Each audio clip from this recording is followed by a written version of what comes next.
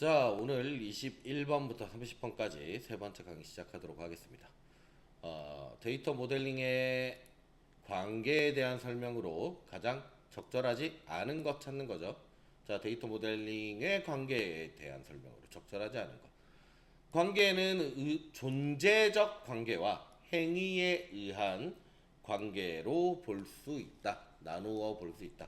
그죠? 앞에서 얘기했던 20번 문제에서 얘기했던 그런 내용이죠. 자, 2번. 관계의 표기법은 관계명, 관계차수, 식별성 이렇게 세 가지를 사용한다라고 되어 있는데 관계의 표기법에는 관계명, 관계차수 그리고 식별성이 아니라 선택성입니다. 선택사양. 우리가 뭐 필수다 아니면 필수가 아니다 이런 거 얘기하는 거 있죠. 네, 그래서 2번이 정답이고 부서와 사원 간의 엔터티는 소속 관계는 존재적 관계의 사례이다. 맞는 말이고 주문과 배송 근거의 행위에 의한 관계는 행위에 의한 관계의 사례가 되겠죠. 자, 22번 아래에서 설명하는 데이터의 독립성은 데이터베이스의 파일 구조의 변화가 논리 스키마에 영향을 주지 않는다.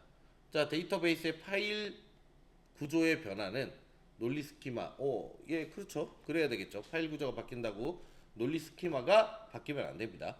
데이터베이스의 색인 구조는 변화가 색인 구조의 변화가 응용 프로그램에 영향을 주지 않는다.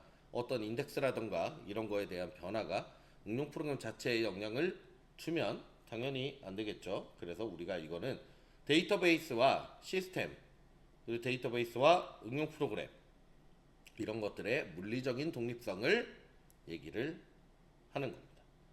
자, 그래서 어떤 스키마가 바뀌어도 물리 스키마가 바뀌어도 논리 스키마가 바뀌면 안 된다. 이런 얘기를 하는 거예요. 자, 23번. 1대1, 1대 m과 같이. 이건 뭐, 이렇게 나오면 뭐, 관계차수. 무조건 관계차수. 예, 요렇게 푸시면 돼요. 자, 두 엔터티 간의 어떤 참여 수를 얘기하는 거죠. 그러니까, 뭐, 어떤 두 부가적인 설명을 하자면, 두 엔터티가 있으면, 요 엔터티와 요 엔터티가 1대1 관계냐? 1대1 관계라는 건, 여기에 데이터가 100개 있으면, 여기도 100개까지 있을 수 있다는 거예요.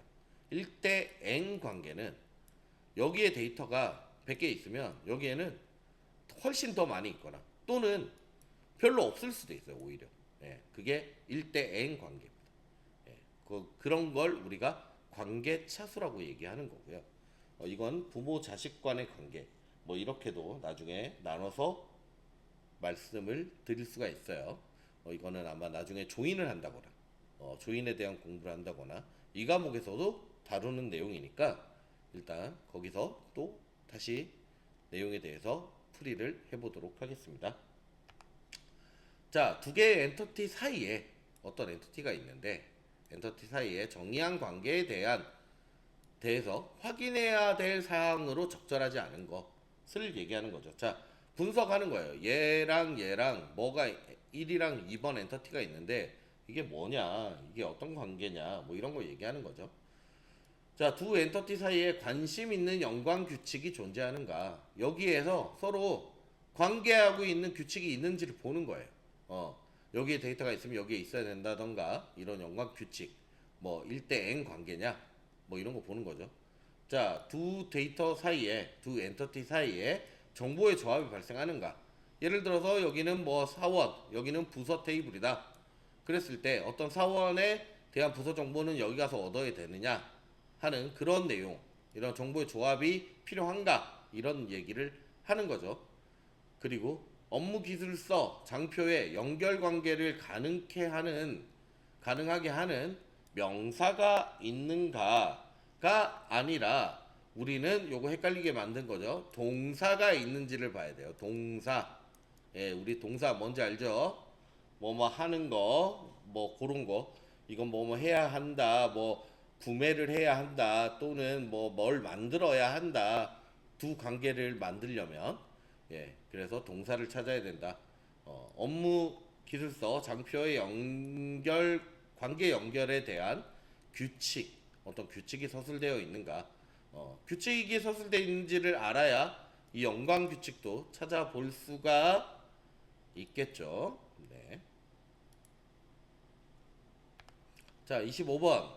두 개의 엔터티 사이에서 관계를 도출할 때 확인해야 될 사항으로 올바른 것을 모두 고르시오. 자, 여기서부터 한번 보면 되겠죠. 자, 두 개의 엔터티 사이에 관심 있는 연관 규칙이 존재하는가. 아까 방금 전에 나왔던 문제죠. 맞는 내용이죠. 맞는 내용이고. 두 개의 엔터티 사이에 정보의 조합 앞에 있는 거였죠. 예, 조합이 있는지 찾아야 되고, 기술서, 장표, 연결 관계 연결에 대한 규칙이 서술되어 있는가. 그죠? 그리고 업무 기술서, 장표의 관계 연결을 가능케 하는 동사가 있는가. 그죠? 아까 명사였는데 동사. 그죠? 동사가 있어야 돼요. 그래서 가나다라. 이렇게 해서 4번이 정답이 되겠습니다. 자, 주식별자를 지정할 때 고려해야 될 사항으로 모두 고는 것. 자, 이것도 비슷한 문제죠. 주식별자에 대한 문제. 우리 PK 있죠. PK에 대한 내용이고. 자, 주식별자에 의해 엔터티 내의 모든 인스턴스들이, 자, 여기 엔터티가 있으면 이렇게 해서 여기에 식별자 들어가죠. 여기에는 뭐 일반 속성들이 들어가고, 요렇게 따라서 종속이 되어 있는지를 물어보는 거예요. 그죠? 맞는 말이에요. 주식별자를 구성하는 속성의 수는 유일성을 만족하는 최소의 수가 되어야 한다. 자, 그죠? 여기 있는 주식별자의 수는 두 개가 될 수도 있고 세 개가 될 수도 있고 그 이상일 수도 있습니다. 그랬을 때 최소의 수가 되어야 한다. 유일성을 만족하는, 그냥 최소의 수가 아니라 유일성을 만족하는 최소의 수가 되어야 한다. 맞는 설명. 자, 지정된 주식별자의 값은 자주 변하지 않는 것이어야 한다. 변하면 안 되는 값이어야 돼요. 거의. 예. 그래서 맞는 말. 주식별자가 지정이 되면 반드시 값이 들어와야 한다. 주식별자는 항상 값으로 채워져 있어야 합니다. 그래서 가나다라 다 맞는 말 4번이 정답이 되겠습니다. 자, 요런 식별 관계가 있어요. 사원 엔터티에 대한 특성에 해당하지 않는 것. 자, 부서와 사원 1대 n이죠. 1대 n 관계. 자, 어떤 부서가 있으면 이 부서의 값을 여기서 일반 속성으로 봤죠. 우리가 요걸 뭐라고 하느냐? 비식별 관계라고 해요. 비식별 관계. 왜냐면 얘가 부서 번호를 받았는데 얘가 요 위에 PK에 있으면 식별 관계. 그러지 않으면 비식별 관계라고 합니다. 어찌됐건 식별 관계예요. 그죠? 자, 여기에서 사원 엔터티의 특성에 해당하지 않는 것은 무엇이냐? 자, 사원 엔터티 주 식별자 있죠. 단일 식별자, 그죠? 하나의 식별자니까 단일 식별자고 내부 식별자. 자, 내부에서 만들어진 그런 식별자죠. 그러니까 인조 식별자랑 같이 설명을 드리면 좋을 것 같은데, 어떤 사번이라는 거는 우리가 어떤 업무적인 의미가 있는 거잖아요. 우리가 이 안에서 회사 안에서 어떤 규칙을 가지고 만든 식별자이기 때문에 바로 사원이라는 건 입사를 하면서 바로 생기는 그런 식별자라고 볼 수가 있겠죠. 그래서 우리는 이거를 본질 식별자라고 얘기를 할 수 있습니다. 그러니까 본질을 가려주는 거다. 자, 그래서 이거는 인조 식별자랑은 거리가 멉니다. 네. 인조 식별자는 아무 의미 없이 뭐 1, 2, 3, 4 아예 의미 없는 것들을 인조 식별자라고 하고, 4번 같이 예를 들어 4번을 보고 뭔가를 투축할 수도 있어. 내용을. 뭐 입사 연도라던가 또는 뭐 우리 주민등록번호 같은 거 보면 성별을 추측할 수 있죠. 이런 것처럼 이런 게 바로 본질 식별자라고 불릴 수 있는 내용입니다. 자, 28번 식별자로 가장 적절하지 않은 것. 자, 여기 사원 테이블에 보니까 사원 번호가 있고 2번에는 사원 테이블에 이름이 있고요. 식별자로. 그리고 또 3번에는 주민번호가 사원 번호로 식별자로 들어가 있고 4번에는 일련번호, 주민등록번호, 뭐 사원번호 이렇게 있어요. 요런 식으로 지금 식별자가 구성이 되어 있네요. 자, 이랬을 때 우리가 가장 적절하지 않은 것을 한번 찾아봐야 되는 거예요. 그러니까 우리가 사원 번호나 뭐 물론 사원 테이블에 사원 번호로 PK를 만들면 좋겠지만 여기 보면 이제 사원 번호, 주민등록번호 다 유일한 값이 되는 거죠. 3번 주민등록번호, 사원번호 다 유일한 값들이 되는 거죠. 그런데 2번은 이름, 사원번호 이렇게 돼 있고 4번은 일련 번호를 만든 거예요. 일련 번호를 만들었기 때문에 두 식별자로 사용하기에 괜찮은 거죠. 왜냐하면 사원 번호라는 게 따로 있고 또 일련 번호를 따로 만들어서 관리하는 경우도 있습니다. 그리고 뭐 3번 같이 주민등록번호를 식별자로 사용하는 게 흔한 일은 아니지만 사실 불변한 번호이고 바뀌지 않는 번호죠. 그리고 유일한 값이기 때문에 사용할 수 있다. 하지만 이름을 식별자로 사용하는 것은 우리가 조금 깊이 해야 합니다. 왜냐하면 이름 같은 경우는 동명이인도 있을 수 있고요. 그리고 이름을 바꿀 수도 있는 거잖아요. 사원번호나 주민등록번호는 아예 안 바뀌는 번호인데 그래서 우리가 여기서 굳이 적절하지 않는 걸 찾는다면 2번이 정답이라고 볼 수 있습니다. 그래서 자, 사원번호 괜찮아요. 주민등록번호 괜찮고요. 그리고 일련번호 어떤 특정한 번호 뭐 이게 앞에서 얘기한 본질식별자냐 인조식별자냐를 떠나서 유니크하게 만들 수 있으니까 일련번호도 괜찮고 하지만 2번 이름은 여기서 가장 적절하지 않다. 자, 29번 두 식별자의 특징과 그에 대한 설명으로 가장 적절하지 않은 것. 자, 1번 유일성. 두 식별자는 엔터티에 있는 모든 인스턴스를 유일하게 구분하여야 한다. 그죠?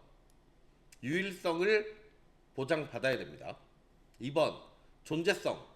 주 식별자는 데이터 값이 없을 수 있다. 주 식별자는 널이 존재하면 안 됩니다. 난 널이어야 해요.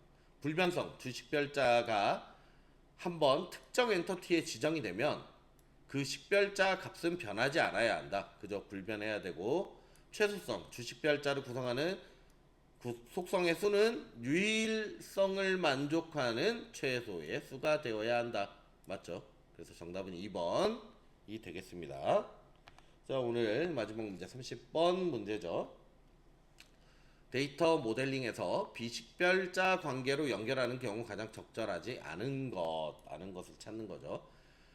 엔터티와 엔터티가 1대 M 관계의 부모 자식 관계에서 부모 쪽의 데이터가 부모 없이 자식 쪽 엔터티의 인스턴스에 먼저 생성될 수 있을 경우 비식별자 관계로 연결하여야 한다. 뭐 사실 이런 로직이 만들어지면 안 되겠지만 네, 그렇습니다. 그리고 요게 반대가 될 경우, 그러니까 부모가 먼저 생기는 건 상당히 자연스러운 일인데 그렇잖아요. 우리도 부모가 먼저 있지 자식이 먼저 있진 않잖아요. 존재 자체는. 그렇기 때문에 근데 데이터 상에서는 이런 일이 생길 수가 있습니다. 그래서 하지만 그걸 이제 비식별 관계로 묶었으면 괜찮다. 그렇게 할 수도 있다.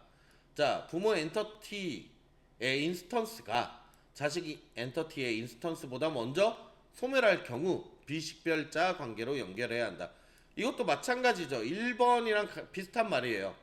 원래 부모 자식이 다 있었는데 부모께 먼저 지워지는 경우를 얘기하는 거죠.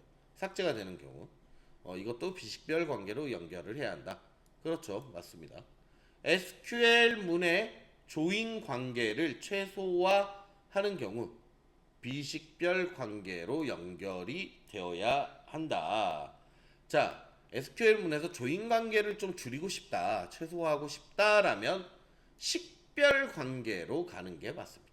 식별 관계로 하면 조인이 훨씬 더 많이 발생할 수 있어요. 자, 4번.